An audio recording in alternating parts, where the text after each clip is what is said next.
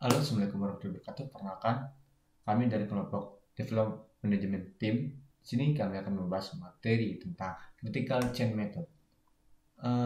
Terdiri dari 4 anggota kelompok. Yang pertama ada saya sendiri, Abdul Salam. Lalu yang kedua ada Muhammad Rafiq Fadlullah. Lalu yang ketiga ada Yusuf Diva Pratama. Dan yang terakhir ada Alkika Raja Kaniska. Tentu bagi kalian yang sudah terjun ke dunia project management sudah tidak asing lagi dengan critical change method. Critical change method sendiri merupakan sebuah metode schedule network analysis yang merancang dan mengatur sebuah project management yang bertujuan untuk mengidentifikasi tugas utama pada project untuk memenuhi kebutuhan sumber daya. Kita mengutip salah satu buku Critical Change Method karya dari Lawrence Pillage edisi ketiga yang mengatakan salah satu penyebab beberapa masalah kinerja proyek adalah sedikitnya organisasi atau bagaimana membuat menggunakan rencana proyek yang efektif. Dalam kutipan tersebut, dapat kita simpulkan bahwa metode critical change dapat menuntaskan keefektivitasan sebuah rencana proyek yang terorganisir. Oke, lanjut ke slide 3. Kami mengutip dari sumber website agnos.com. Critical Change metode sendiri bertujuan untuk menghilangkan sebuah penundaan penjadwalan proyek karena ketidakpastian perkiraan durasi tugas yang berlebihan. Dalam artian critical change method ini dapat mengorganisir schedule yang lebih tertata dengan baik sehingga proyek berjalan dengan semestinya.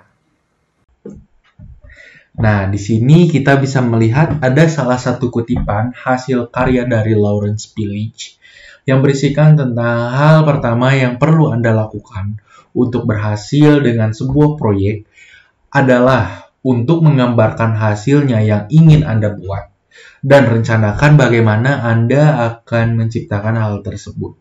Jadi memang pada intinya jika kita ingin sukses dengan proyek yang kita buat, nah, kita memang perlu untuk memahami apa yang ingin kita sampaikan dan kita juga perlu bisa untuk menyampaikan apa yang ada di pikiran kita gitu, apa yang ada pada tujuan kita dalam membangun proyek yang ingin kita bangun gitu.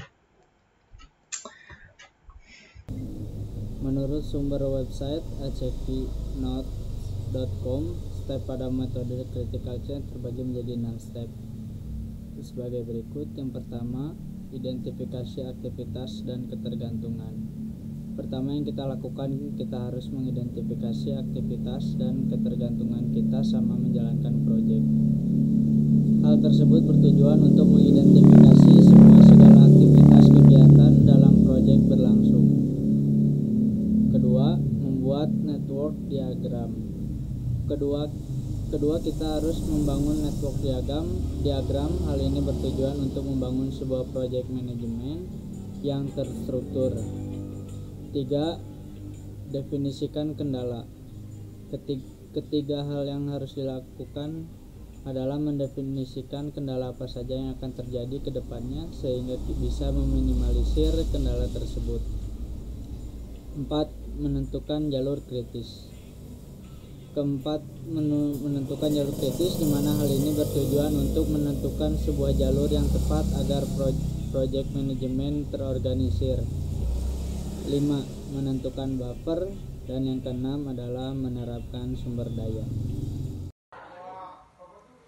Pertama, identitas kendala, yaitu membuat jaringan jadwal, tingkat sumber daya jaringan, mengidentifikasi rantai kritis.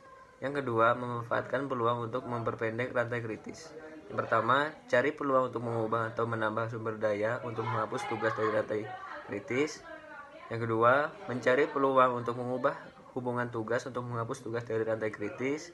Yang ketiga, kurangi perkiraan durasi tugas. Yang keempat, tambahan buffer proyek di akhir rantai kritis. Yang ketiga, subordinasikan tugas rantai non-kritis ke rantai kritis. Yang pertama, tambahan feeding buffer di titik penggabungan dengan rantai kritis.